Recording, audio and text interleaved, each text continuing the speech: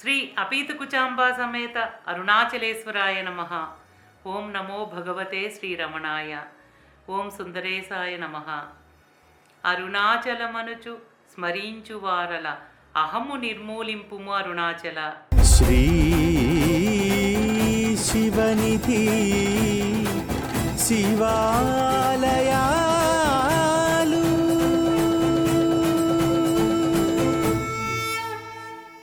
శ్రీ శివనిధి శివాలయాల కార్యక్రమంలో అరుణాచలంలో మహిమాన్వితమైన అరుణగిరి ప్రదక్షిణలో భాగంగా ముందు భాగంలో శ్రీ రమణాశ్రమం నుండి మనక్కుళ్ళ వినాయకుని ఆలయం వరకు ప్రదక్షిణ ఆచరించాము.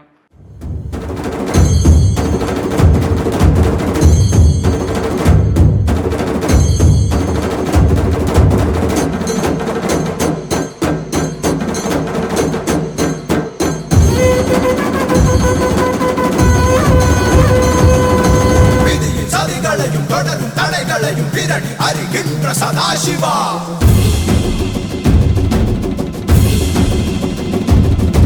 கரடு முரடான வழிகள் கிடந்தாலும் கணக்கும் வழி கொடுக்கும் மகாசிவா.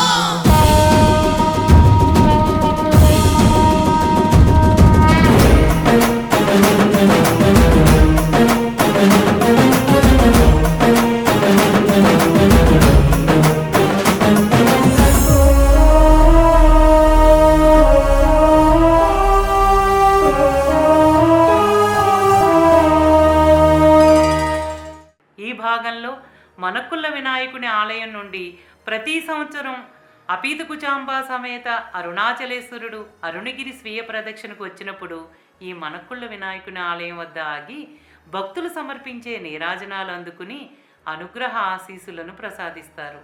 ఆ సమయంలో ఎంతోమంది భక్తులు ఎవరి ఇంటి వద్ద వారు నిలబడి అరుణాచలేశ్వరుడు ఎప్పుడెప్పుడు వస్తారా అని ఎదురు చూస్తూ అపీతకుచాంబా సమేత అరుణాచలేశ్వరునికి కర్పూర నీరాజనాలు సమర్పించి ఆయన అనుగ్రహ ఆశీస్సులను మనసు నిండా నింపుకుని మళ్ళీ వచ్చే సంవత్సరం అరుణాచలేశ్వరుడు ప్రదక్షిణగా ఎప్పుడెప్పుడు వస్తారా అని ఎదురు చూస్తూ ఉంటారు.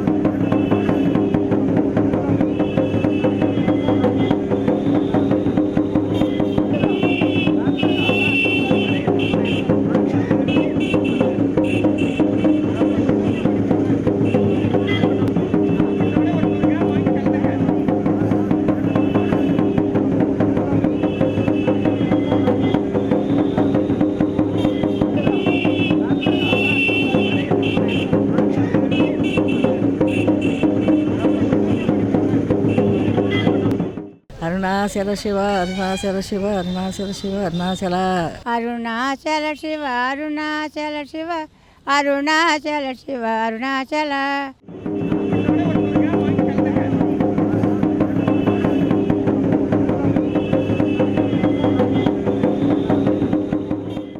ఆ సమయంలో ఎంతోమంది భక్తులు ఎవరికి వారు సాధువులకు భక్తులకు అన్న సమర్పణ గావిస్తారు. ఈ మనక్కుళ్ళ వినాయకుని ఆలయానికి ఎదురుగా అంటే రమణాశ్రమం పక్కనే పాలితీర్థం ఉంది. అరుణగిరి చుట్టూ ఉన్న పవిత్రమైన తీర్థాల గురించి రాబోయే భాగాల్లో ప్రస్తావించుకుందాం. ఈ పాలితీర్థం ఒడ్డున సాధువులు సన్యాసులు సేద తీరుతారు. వారికి భక్తులు అన్న వితరణ గావిస్తారు.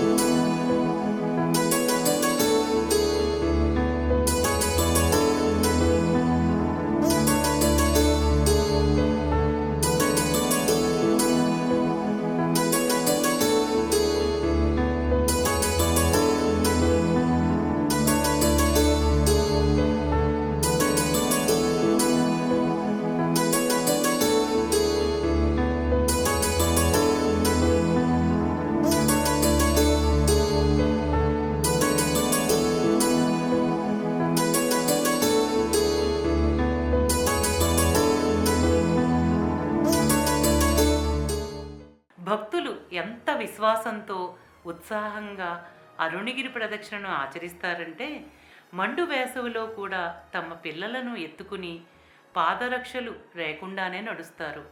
చిన్నపిల్లలు కూడా ఆ వేడికి చెలించక ఎంతో భక్తిగా నడుస్తారు. భక్తులందరూ పవిత్రమైన అరుణగిరి చుట్టూ క్రమ పద్ధతిలో స్థిరమైన వేగంతో ప్రశాంతమైన ప్రవర్తనతో జపాలతో నామాలతో ప్రదక్షిస్తున్న ఆ భక్తులను దర్శించిన వారికి ఇది ఒక అద్భుతమైన దృశ్యం. అరుణగిరి ప్రదక్షిణ చేసే భక్తుల యొక్క వరుస చూడటానికి ఎంత అందంగా ఉంటుందంటే చక్కటి నది సొగసైన ధారగా ఎలా ప్రవహిస్తుందో అంత అందంగా ఉంటుంది.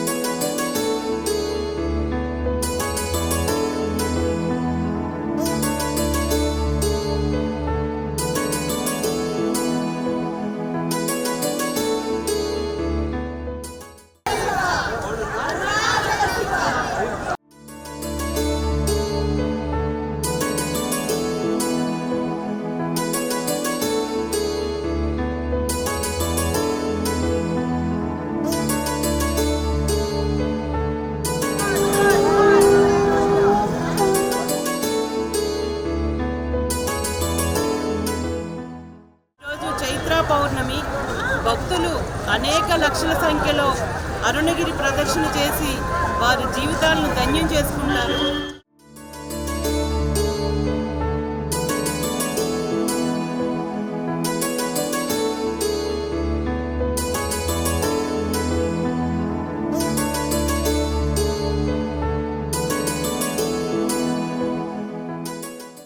సహజంగా ప్రతి పౌర్ణమికి సముద్రాలు పోటెత్తితే అరుణాచలంలో పౌర్ణమికి అరుణగిరి ప్రదక్షిణ చేయటానికి తరలి వచ్చే భక్తులు పోటెత్తుతారు.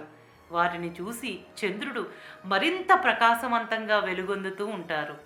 మనోహరంగా ప్రకాశించే పౌర్ణమి భక్తులకు ఆధ్యాత్మిక మేలుకొలుపు యొక్క అనుభూతినిచ్చి మళ్ళీ పౌర్ణమికి తప్పక రావాలనే ఉత్తేజాన్ని ఇస్తుంది. అరుణగిరి ప్రదక్షిణ ఆచరించే భక్తులకు అసంఖ్యాకమైన ప్రయోజనాలు చేకూరటమే కాక వారికి ఆధ్యాత్మిక బలాన్ని, వివిధ ప్రాపంచిక ఒత్తిళ్ల నుండి మనసుకు ఉపశమనం లభిస్తుంది. ప్రదక్షిణను ఆచరించే భక్తులకు ఎలాంటి బాధలనైనా మరిచిపోయి ప్రశాంతతను పొందే శక్తినిస్తుంది. ఆ శక్తితో భక్తులు తమ జీవితంలో కోల్పోయిన ఆశను తిరిగి పొందుతూ నూతన ఉత్తేజంతో తదుపరి జీవితాన్ని ఎంతో ఆత్మవిశ్వాసంగా జీవిస్తారు. అరుణగిరి ప్రదక్షిణ మార్గం వీధి లైట్లతోనూ, విశ్రాంతి తీసుకోవటానికి బెంచీలు, తినుబండారాల వంటి సౌకర్యాలతో అందమైన బాటను కలిగి ఉంటుంది.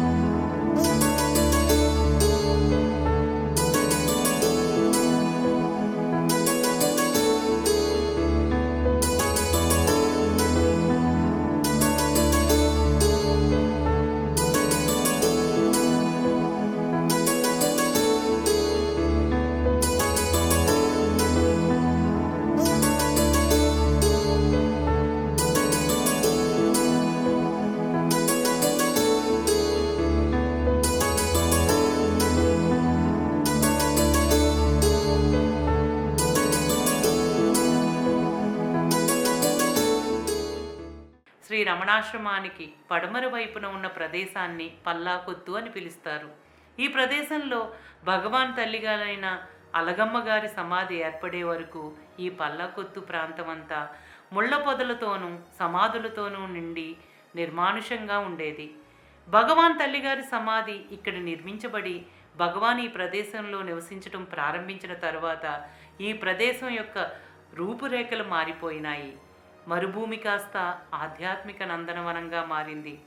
సాధు సమాజమునకు నివాస స్థలము తపోవనము అయ్యింది. భగవాన్ తల్లిగారైన అలగమ్మ గారి సమాధి కార్యక్రమం పూర్తయిన రోజు మధ్యాహ్నం 12:30 గంటలకు భగవాన్ భక్తులు అలగమ్మ గారి సమాధికి అరపర్లాంగు దూరంలో ఉన్న ఈ పల్లాకొత్తుకు వచ్చారు. భగవాన్ ఎదురుగా నాదస్వరం వాయిస్తూ నాదస్వర విద్వాంసుడు పల్లాకొత్తు వైపు నడిచారు. విద్వాంసుడు అత్యంత అద్భుతంగా తమ ఎదుట నాదస్వరం వాయిస్తూ వెనక్కి నడుస్తుండగా భగవాన్ కూడా నెమ్మదిగా ఆ స్వరమునకు అడుగులు వేస్తూ తొలిసారిగా పల్లాకొత్తుకు వచ్చారు. ఇక్కడ భక్తులు ముందుగానే 100 మందికి పైగా అతిథులకు భోజనం ఏర్పాట్లు చేశారు. భగవాన్తో సహా భక్తులు సాయంత్రం వరకు ఈ పల్లాకొత్తులోనే ఉన్నారు. ఇలా జరిగిన 9వ రోజు సాయంత్రం భగవాను స్కందాశ్రమం నుండి దిగివచ్చి పల్లాకొత్తులోని వినాయకుని ఆలయం వద్ద రాత్రి నిద్రించారు. ఆ తరువాత కాలంలో అదే రమణ భక్తుల తపోవనంగా ప్రసిద్ధి చెందింది. భగవానుకు పూర్తిగా అంకితమైన వారు ఎక్కువ సమయం భగవాన్ సన్నిధిలో గడిపి ఈ పల్లాకొత్తులో కుటీరములను నిర్మించుకుని ఏకాంతంగా సాధన చేసుకొనుట కొరకు ఖాళీ సమయంలో తోటి సాధకులతో ఆధ్యాత్మిక గోష్ఠిలో పాల్గొంటూ గడపాలని నిశ్చయించుకుని భక్తులు ఒకరికొకరు పల్లాకొత్తుకు వచ్చి చేరారు. ఆ భక్తుల యొక్క పవిత్ర జీవనం వల్ల ఈ పల్లాకొత్తు అత్యంత పవిత్ర స్థలంగా రూపుదిద్దుకుంది. 1920 ఆ సమయంలో కొందరు రమణ భక్తులు ఇక్కడే నివాసం ఏర్పరచుకున్నారు. ఎందుకంటే ప్రతిరోజు టౌన్ నుండి భగవాన్ దర్శనానికి రావటం అంత సులభమైన పని కాదు. కావికంఠ గణపతి ముని గారి వంటి భక్తులు ప్రతిరోజు సాయంత్రం భగవాన్ వద్దకు వెళ్ళేవారు.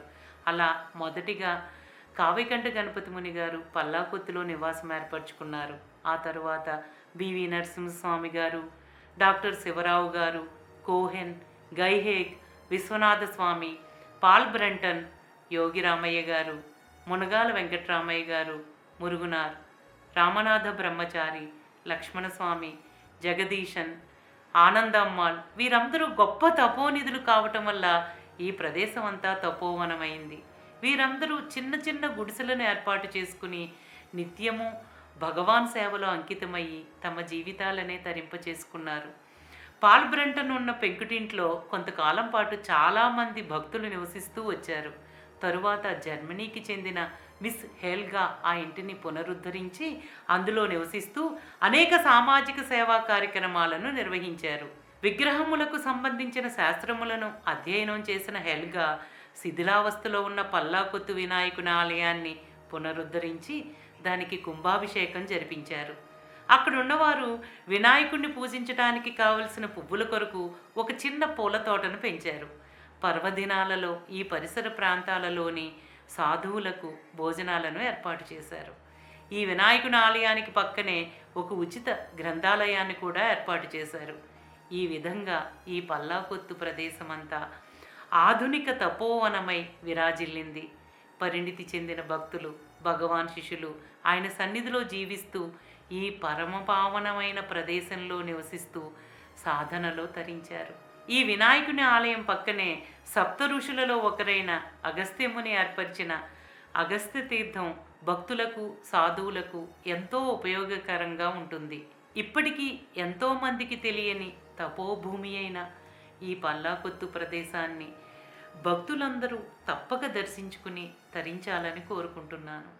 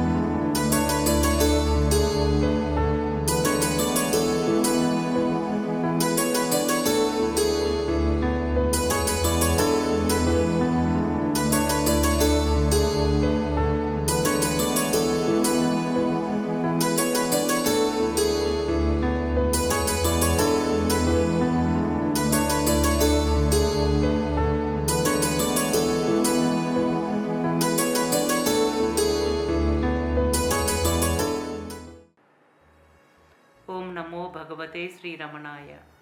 శ్రీ అపీతకుచాంబా సమేత అరుణాచలేశ్వరాయ నమః. ఓం సుందరేశాయ నమః. ప్రేమతో నీనామమాలించు భక్తుల భక్తుగా బ్రోవు అరుణాచల.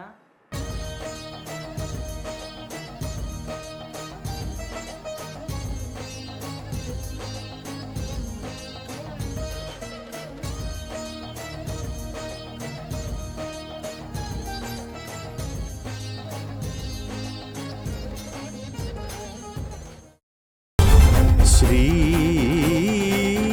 శివనిధి శివా